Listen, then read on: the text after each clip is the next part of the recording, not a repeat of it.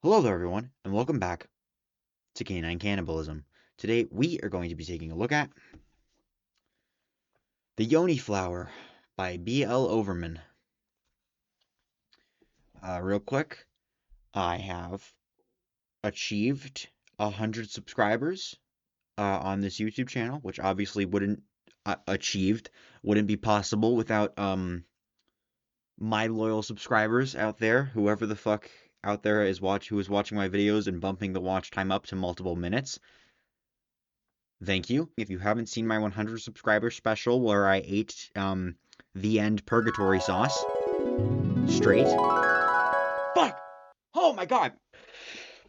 Fuck me! Holy shit, god, fuck! Go watch that now. This is a little bit of movie magic. I'm actually filming this right before that, but go watch that. Uh, it's probably going to be terrible. So, this book is 208 pages broken up into 22 chapters.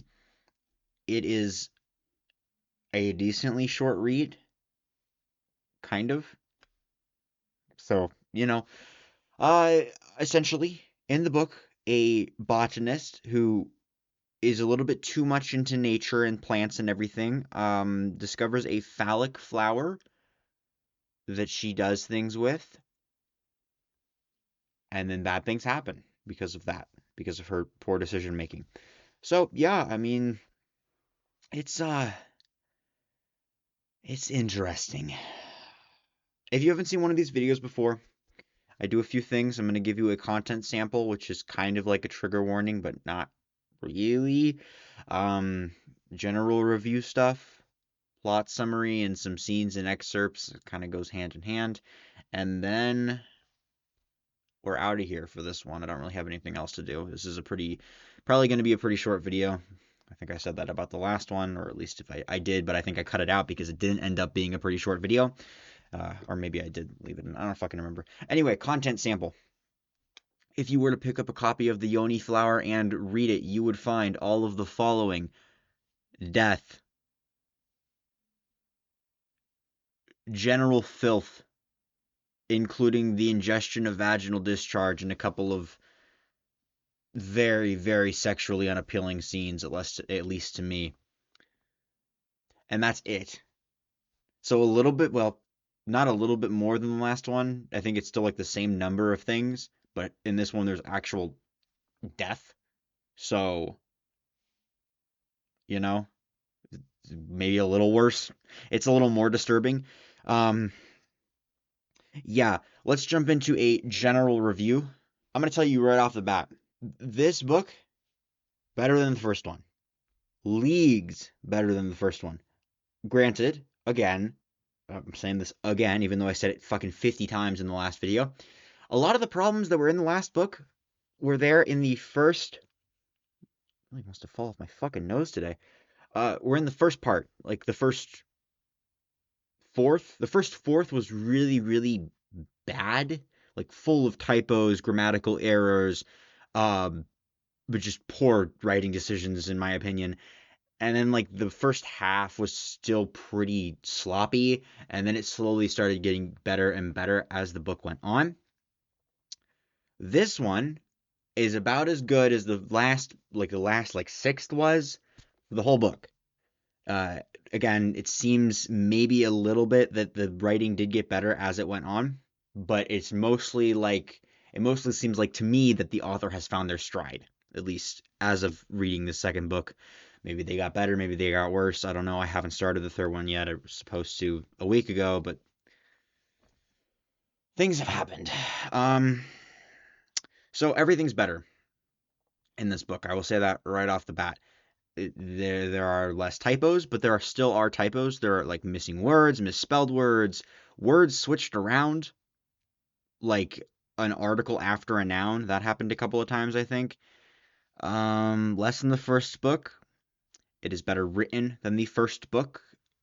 Okay, so I'm gonna do the rating system like I did in the last video, and post video I went into a spreadsheet and wrote down a bunch of ratings that I would post reading, give a bunch of the books that I've reviewed on this channel.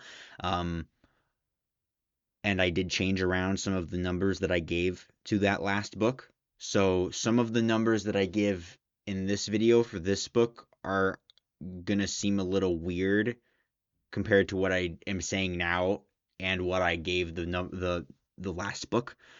So like I think a couple of the numbers are lower than the ones for the last book, but just know generally I have everything squared away now for a general outline for a rating system, and this book is leagues better in almost every department. Okay, so just we're rating system is starting fresh now. Ignore my past ratings. That's really all I have to tell you. Anyway, getting that out of the way before I get even more sidetracked. Um, there's still some dialogue again, kind of the rating system, kind of going around the rating system at this point, just because it's all of the main things that you have to worry about when you review a book. But the dialogue in this one is actually pretty good.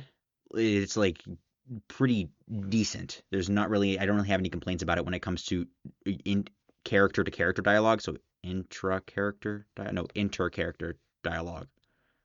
Because intro, yeah. So inter character dialogue is decent. Like it's not special or anything, but it's not terrible like it was at the beginning of the last book. The intra character dialogue, so the talking to oneself, is still extremely unnatural. It's still the same general complaint I had with the last book, where instead of it being like again, the character does think to themselves as well as talking to themselves, but they still talk to themselves in a way that no normal human would, like they are giving exposition for a book, and it's very odd. It's very odd to read. It definitely took me out of it a couple of times. There's still some cringy dialogue. It's not all sunshine and roses, but it is leagues better. And yeah, that's literally all I wrote down. Again, shorter video probably. We're going to get into our ratings now. So first number, plot and plot direction, I would give this a 6. The actual plot direction in this one, the world building with the creature, the fungus, and then tying it into the uteroboscis was very good. It felt much more interesting and intricate than the first book, where it was just a worm crawls into this woman and it lives there. Granted, the biology of the creature in the first book and the explanations of the biology and the explanations of how it interacted with its host were still interesting. It was still very much you did a good job building this creature. In this one, the way that it interacts with everything is so much better. It's so much more interesting. I was very interested in what was going to happen in how the creature was interacting with the world. Now, granted, I did see like literally every twist that was going to be explained happening. I saw it happening from a mile off. But it doesn't change the fact that it was still very cool. The things that happen in the book, I'm really trying to dance around spoilers here. They're very cool. And I thought the world building and the sci-fi aspects were excellent. So 6. Not like groundbreaking excellent, but definitely above mediocre. So very, very like a high 6. The tone, I gave a 5. I didn't notice anything about the tone. No tonal whiplash, no tones that felt inappropriate, and no incredible tone McCarthy-esque writing. Mid 5. Characters and character development, I also gave a 5. I think I gave it lower in my last video, and that number stays true. This one, 5, completely mid. The characters are no longer, the main character is still fleshed out like Lena was in the first book, but the side characters, there are two mainly side characters or secondary protagonists, and they are much more fleshed out than anyone else was in the first book. It is they're not 2D characters. They have personalities, some more than others, but it's still miles better than the first book. Grammar and typos, 3. Still typos, still poor rudimentary grammar choices for situations. Um, yeah, there's really not much else to say about that. Dialogue, 4, better than the first book. Still not mid. Still detrimental. still has some aspects that leave you wanting, if that makes sense. It's not great, but it's not absolutely abysmal like the start of the first book was. So abysmal, in fact, that it carried that rating down really, really low. Much lower than most of the book actually deserves. The prose, which is just the structure, the prose is just generally, for anyone who doesn't know what prose is just any writing that's not like metrical, that doesn't follow a pattern in like an iambic pentameter, I guess, kind of, or it's not like poetry, that kind of thing. It's just any writing. So in this, I mean any of the writing in the book, the structure, the grammar used, kind of. So the grammar, the dialogue, the typos, um, the way the sentences are structured with the grammar and everything, just all of that, the whole encompassing thing, just the structure of the words in the book. How does it make me feel? 4. Uh, I don't know what I rated the first book in the actual last video. I could tell you what I changed it to, but it is better than the first book. The prose is better. The sentences are better. Everything sounds better. Okay? Personal enjoyment, 4. I liked it better than the first book. I found some of the sci-fi aspects really enjoyable. Still not really my cup of tea. I just still don't think I'm the intended audience. This one seems a lot less smutty than the first book did. It seems a lot more in tune with the splatterpunk genre. There, I was in this one. It was much easier for me to tell when the author was trying to be smutty and when they weren't, and I think that's mostly because they were leaning a lot more into the splatterpunk genres. But I don't know that for certain. That's just how it came across to me. Still not my cup of tea. Still not for me, really. But better than the first one. I liked it more. Next two numbers, 0 is completely normal. These are going to be your gross out and your disturbing factor stuff. Okay, disturbing factor 3. Not like super super disturbing. Definitely more disturbing than the first book. There's actual death in this book and like human corpses and everything, but it's not gonna like leave you shaking in bed. All right, it's not very disturbing. It is it is still disturbing in certain aspects. Gross out factor 6. There's some really, really, really gross shit in this book. Notably, one scene that I will kind of explain to you here in a second. Is gross. It's really gross. It's not like Zola gross or anything, but it's fucking gross. Okay. There again, one scene was taken aback. All right, not something to scoff at. Gross book. Not a bad thing. Gross book. And yeah, that's it for your general review. We're going to get into a scene that happens in the book. This is your opportunity to leave. We're going to get into spoilers now. The rest of the video is going to be spoiler heavy. This section is light spoilers. So if you're kind of up in the air about it, maybe just watch this part. But this is going to be light spoilers, and then we're going to get into a plot summary, which is obviously heavy spoilers. So yeah, I lied. I forgot that I also have an actual excerpt here. So I'm I'm not even gonna try to explain to you the situation. I'm just gonna read this. I concentrate on wrapping my pussy petals around his shaft like I'm unpeeling a banana in reverse, using my meat leaves like fingers to squeeze his dick with the perfect amount of pressure. Again, not gonna explain to you what's happening. Just gonna have to watch. If you, I'm gonna explain a good portion of that in the plot summary, or at least to the point where it will make sense to you. But yeah. And then the scene that I touched on, there is a scene in the book where two women with deformities in their vaginas, one of them has a foreign object stuck inside them that's like a almost a hand like thing that they can move and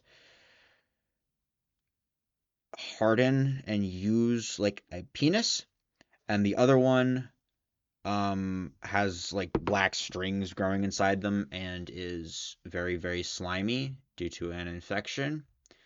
And the scene involves these two women having graphic, passionate gay sex, where one of them penetrates the other with the foreign body that is embedded in themselves, and lots of eating each other out with graphic detail as to the wetness and the squelch. Yeah. Now, I'm not going to sit here and tell you that I get like turned on by lesbian porn, because I don't.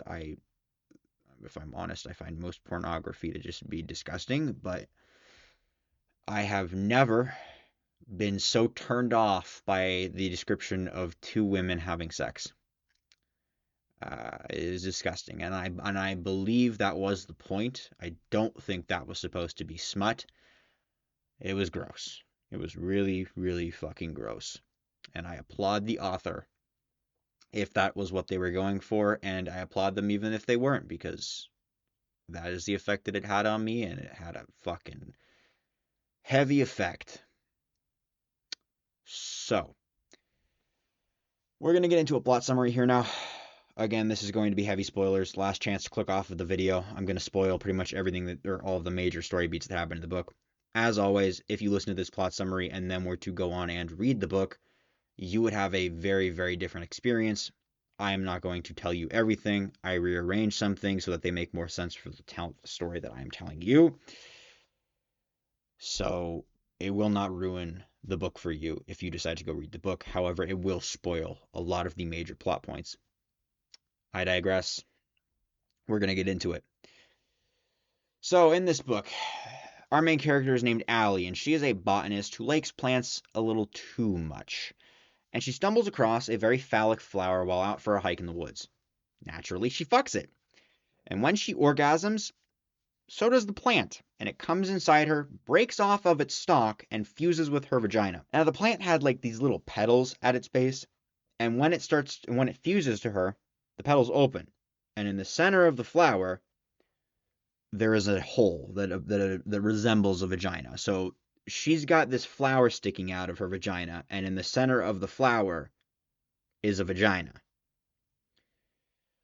Over the following night, she gets very, very sick, and she wakes up in a cold sweat, firing pink, chunky liquid out of herself. And then when she wakes up in the morning, she realizes she can feel the flower when she touches it, like it's an extension of her skin.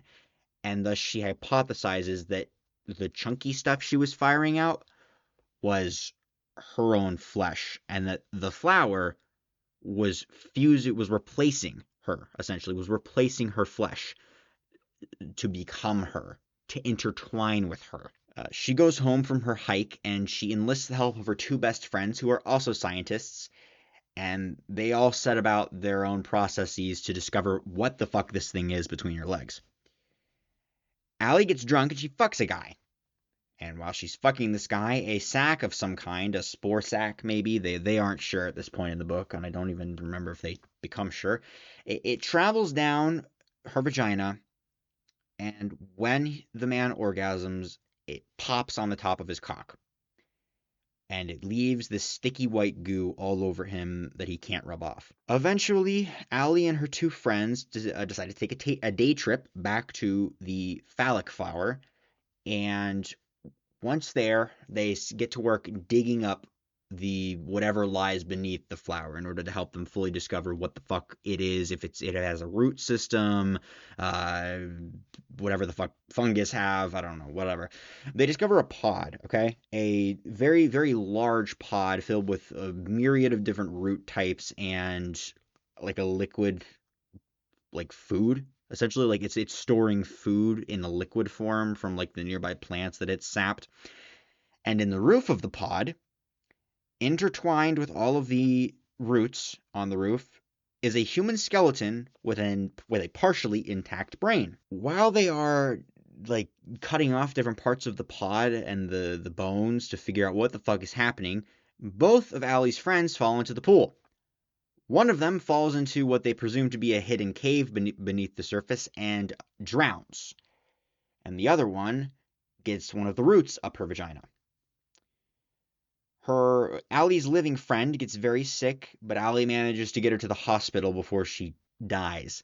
Back in town, Allie gets a text from her date, the man that she had sex with. He's had an erection for 72 hours, and the white gunk has spread. She goes to see him, realizes that his situation is pretty fucking bad, and then she takes him back to her house and begins to take care of him, to wait on him essentially. Slowly, while she's doing this, his penis begins to resemble the flower that she originally fucked, and a material similar to the rind of the pod that they unearthed begins growing from the white gunk out and all over his body. So he's becoming a pod, and they start referring to him and men like him as podlings. One day, Allie goes downstairs to like feed him or whatever, and the back door is open, and that motherfucker is gone. Soon after, she births a sac similar to the one that popped on her date's dick, and she buries it to see what happens. Her living friend manages to fight the infection that was killing her, but not without lasting like deformities in her womb. So now she's like super wet all the time and has like these black roots like tangled throughout her womb. The friends, both of them, hypothesized that she was turning into a pod like the guy, but managed to like stave off the infection with whatever the fuck antibiotics, antifungals that they gave her.